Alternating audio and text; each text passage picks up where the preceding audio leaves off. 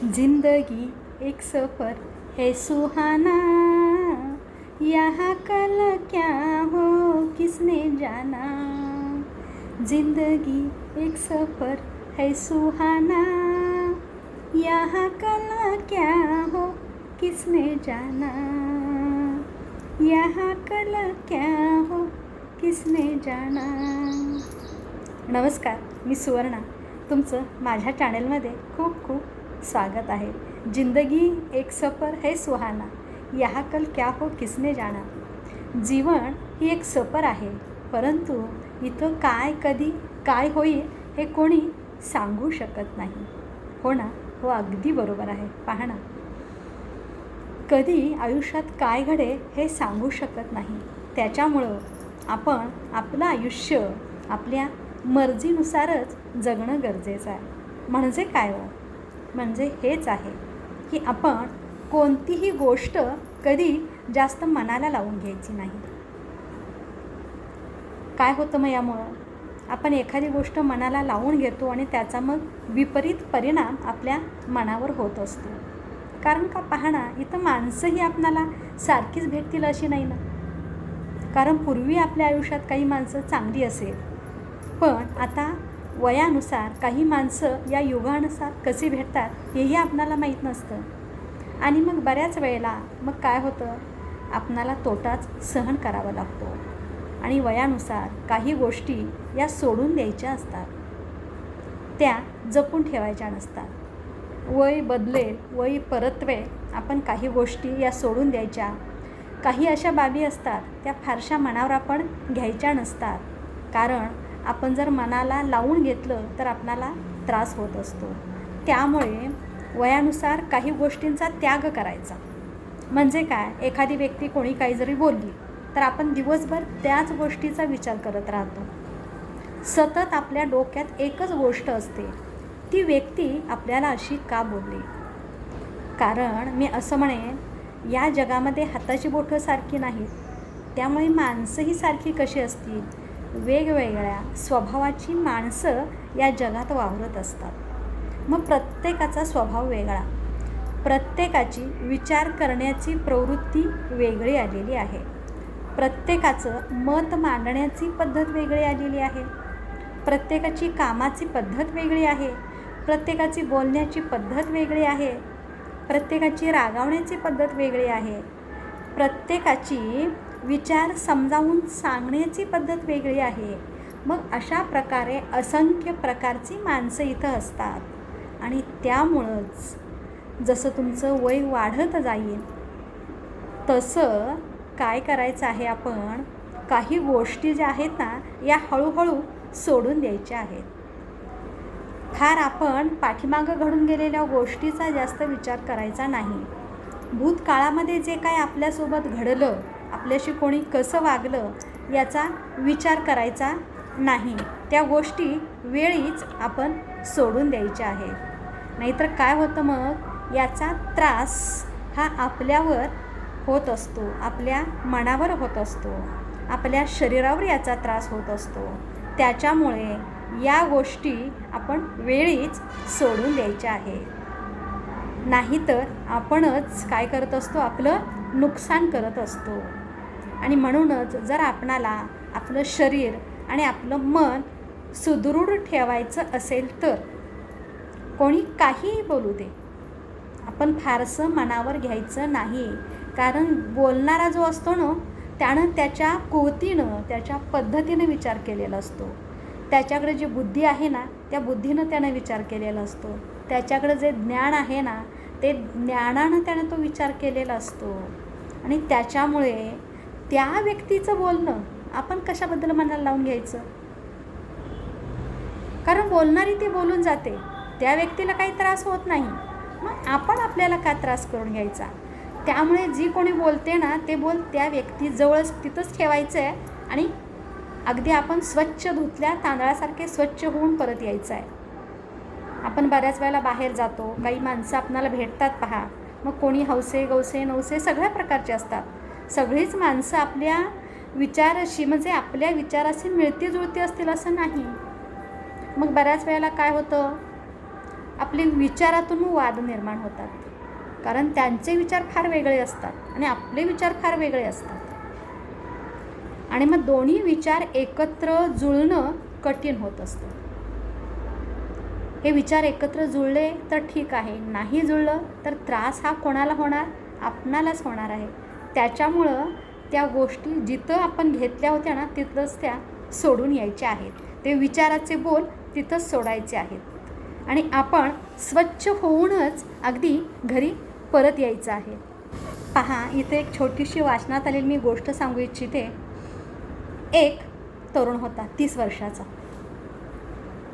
आणि तो काय करतो, आपल्या मित्रांच्या समवेत जात असतो आणि मित्रांच्या गप्पा चाललेल्या असतात, तिथं तो जाऊन बसतो. जाऊन बसल्यानंतर प्रत्येकजण सांगत असतं, मी हे काम करतोय, मी हे काम करतोय. प्रत्येकजण आपापलं काम सांगत असतं, मला एवढे पैसे मिळाले, तेवढे पैसे मिळाले. पण हा जो 30 वर्षाचा जो तरुण होता ना, तो तिथंच बसलेला होता त्या मित्रांच्यात. आणि काय होतं, प्रत्येकजण आपापलं सांगत असतं, कौतुक करत असतं, पण याला आपलं स्वतःचं कौतुक करता येत नाही, कारण याच्यावर काही अशी परिस्थिती ओढवलेली होती की त्याच्यामुळं तो तरुण अजून कमवत नव्हता. आणि त्यामुळं साहजिकच सगळे हे मित्र बोलतात आणि मित्र म्हणतात, अरे काय रे, तू काय करतोस? तो म्हणला, अजून मी काहीच नाही करत. अगदी प्रामाणिक असतो तो, अगदी सहज बोलून जातो, मी अजून काहीच करत नाही आहे, मी काहीच कमवत नाही. आणि त्यामुळं मुलं मग हसायला लागतात, ती त्याचे मित्र. अरे म्हणे, एवढा मोठा घोड्यासारखा वाढलास आणि आईवडिलांच्या जीवावर तू अजून आहेस, अजून तू काहीच कमवत नाही आहेस. आणि मग त्या मुलाला वाईट वाटतं, त्याला अवमानित झाल्यासारखं वाटतं. तो घरी येतो, अगदी शांतपणे घरी येतो, आईवडिलांना काहीच बोलत नाही. आणि काय करतो, घरी येऊन आपली काही कपडे असेल तेवढेच घेतो, बॅग घेतो आणि आईला म्हणतो, मी थोड्या दिवसानं परत येतो. आणि तो बॅग घेऊन निघून जातो, कारण तो अवमानित झालेला असतो. निघून जातो, अगदी लांब दूर असा निघून जातो. 1 दिवस झाला, 2 दिवस झाले, 3 दिवस झाले, बरेच दिवस, महिने उलटून जातात, तरीसुद्धा हा मुलगा घरी येत नाही. आईवडिलांना चिंता वाटायला लागते. मुलगा थोड्या दिवसात येतो म्हणून बोललेला, पण अजून तो आला नाही. हा मुलगा का आला नाही? आईवडिलांना खूप दुःख होतं, चिंता होते. आईवडील त्याची चौकशी करतात, मग पोलिसात वगैरे तक्रार दिली जाते, तरीसुद्धा हा मुलगा सापडत नाही. तो इतक्या दूर गेलेला असतो, अगदी निर्जन जिथं वस्ती आहे ना, अगदी डोंगर आहे, जंगल दाट आहे, अशा ठिकाणी तो मुलगा जाऊन बसलेला असतो. आणि तिथं तो जाऊन बसतो, अगदी असा जाऊन बसतो की स्वतः त्याला पश्चाताप व्हायला लागतो. त्रास खूप करून घेतो तो स्वतःलाच. हे काय म्हणे, माझं कसलं आयुष्य आहे, मी काहीच करू शकत नाही, का बरं असं का होत आहे माझ्याच बाबतीत, असं स्वतःला तो दोष द्यायला लागतो. कारण घरची परिस्थिती बेताचीच होती त्याची. तो जे काही काम करेल त्यात कामात त्याला नेहमी अपयशच यायचं. आणि मग अशा पद्धतीनं तो बराच काळ तिथं जंगलात राहतो तिथंच. आणि तिथं जंगलात काय भेटेल तेच तो खायचा आणि आपला उदरनिर्वाह करायचा.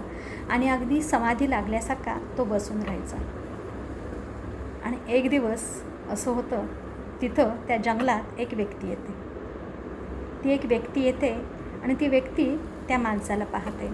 अरे म्हणे, तो निर्जन हे जंगल आहे आणि तू तर बऱ्यापैकी दिसत आहे चांगल्या घरातील, आणि तू इथं येऊन थांबलेला आहेस, जंगलात का आलेला आहेस? काय झालेलं आहे एवढं असं? तू का जंगलात आलेला आहेस? तुला कोणीच नाही का? तेव्हा तो सांगतो, कोणी का नाही, मला आई आहेत, वडील आहेत, माझं घर आहे, सगळी मला माणसं आहेत. पण काय करायचं, मी काय करतो ना त्याच्यात मला यश येत नाही. आणि मी अजूनही एवढा मोठा वाढलेला आहे, पण अजून मी आईवडिलांच्या जीवावरच आहे, असं तो आपलं दुःख सांगतो. ती व्यक्ती म्हणते, असं दुःख मुळीच करायचं नसतं, कारण यदा कदाचित तुला तुझ्या पुढच्या आयुष्यात काहीतरी चांगलं भेटणार आहे, म्हणून तुला आत्ता एवढे सहन करावं लागत आहे, अपयश सहन करावं लागत आहे. पुढे कदाचित तुझ्या काहीतरी चांगलं वाढवून ठेवलं असेल, आणि तू काय कर, आता इथं थांबू नकोस, तू इथून जा आणि तुझं जे काही काम असेल रुटीन ते नेहमीप्रमाणे चालू ठेव. बरं म्हणतो तो मुलगा, ठीक आहे. आणि तो मुलगा चालायला लागतो आणि चालता त्याला काय होतं, एक दगड जो असतो ना, त्या दगडाला तो ठेचकळतो आणि तो पडतो. पडल्यानंतर तो बघतो, म्हणे काय इथं मला इथं जंगलात एवढं मी कुठं ठेचकळलो, म्हणून बघतो तो त्याला दगड दिसतो. तो आपला दगड उचलून हातात घेतो आणि दगडाला म्हणतो, स्वारी, माझ्यामुळे तुला लागलं. आणि काय चमत्कार होतो, तो दगड जो आहे ना तो चमकायला लागतो. तो म्हणतो हा काय प्रकार आहे, दगड चमकत आहे. मग हातात घेऊन आपला तो बोलत बोलत त्या दगडाशी जातो आहे आपला तो, कारण एकटाच जंगलात असतो. आणि मग अशा पद्धतीनं त्याचं काय तर बोलणं चालू होतं, हे असं कसं झालं, माझ्यामुळे तुला झालं, पण तू अचानक कसं चमकायला लागलास, दगडाला बोलतो. आणि हळूहळू चमकता चमकता तो अगदी पूर्णपणे चमकायला लागतो. तो चकित होतो. पुन्हा घरी जातो. घरी गेल्यानंतर घरी तो दगड दाखवतो सगळ्यांना. अरे म्हणे हे तर काय वेगळाच प्रकार दिसत आहे, हे तुला कुठून मिळालं. तो सगळी हकीकत घडलेली सांगतो, हे मला जंगलात भेटलं. पुन्हा मग त्याच गावामध्ये एक सोनार असतात, तिथं जातात सोनाराकडे. त्याच्याकडे जातो, त्याला विचारतो की हा दगड मला सापडलेला आहे आणि हातात घेतला आणि तुम्ही जरासा पुसला, चमकायला लागलेला आहे. सोनार म्हणतो हा दगड नाही आहे, तर हा आहे हिरा आहे. याची किंमत कोट्यावधीमध्ये याची किंमत आहे. आणि अशा पद्धतीनं अगदी कोट्यावधीमध्ये कोटीमध्ये या व्यक्तीला किंमत दिली जाते, पैसे दिले जातात. आणि या पैशापासून तो भलं मोठा बिझनेस करतो आणि मोठा तो बिझनेसमॅन बनतो. पण तो प्रामाणिक असतो. आणि बिझनेसमॅन बनल्यानंतर जी मुलांनी त्याला नावं ठेवलेलं होतं, घोड्यासारखा वाढलास, तीच मुलं पुन्हा याच्याकडे येतात आणि म्हणे तू श्रीमंत कसा झालास. तर तो सांगतो तुम्ही मला बोललात ना म्हणून मी श्रीमंत झालो. तुम्ही जर बोलला नसतात ना तर मी श्रीमंत झालो नसतो. म्हणजे सांगण्याचं तात्पर्य म्हणजे काय, त्यानं जे बोल होते ना ते फार मनाला लावून घेतले नाही आहेत. आणि जे कोणी बोललं होतं ना, रागावलं होतं ना, त्यांच्यावर तो रागावला नाही. तो रागावला कोणावर, स्वतःवर रागावला. त्यांचे बोल त्यानं मनावर घेतले नाही, पण तो स्वतःवर रागावलं की माझ्याकडून अजून काहीच मी करू शकत नाही. आणि त्याच्यामुळे आपण मग काय करायचं आहे, कोणाचे बोल मनाला लावून घ्यायचं नाही आहे. तर कोणी व्यक्ती जर बोलली असेल ना, ती का बोलली, आपण आपली पारख करायची आहे. कोणतीही गोष्ट मनाला न लावून घेता. आणि मग अशा पद्धतीनं तुम्हीसुद्धा एक दिवस हिऱ्याप्रमाणे चमकाल. आणि त्याच्यामुळं काही गोष्टी या वेळीच सोडून दिलेल्या चांगल्या असतात. बरोबर ना. एक दिन बिक जाएंगे माटी के मोल, जग में रह जाएंगे प्यारे तेरे बोल, प्यारे तेरे बोल, ला ला ला ला ला ला. जे अनमोल असे बोल असतात ते कायम सोबत राहतात. बरोबर ना. चला, मस्त राहा, मजेत राहा, आनंदी राहा, उत्साही राहा, हसत राहा, हसवत राहा. आणि हो, व्हिडिओला लाईक करा, शेअर करा. चॅनेलला नवीन असाल तर सबस्क्राईब करा आणि कमेंट करायलाही विसरू नका, जर व्हिडिओ आवडला असेल तरच.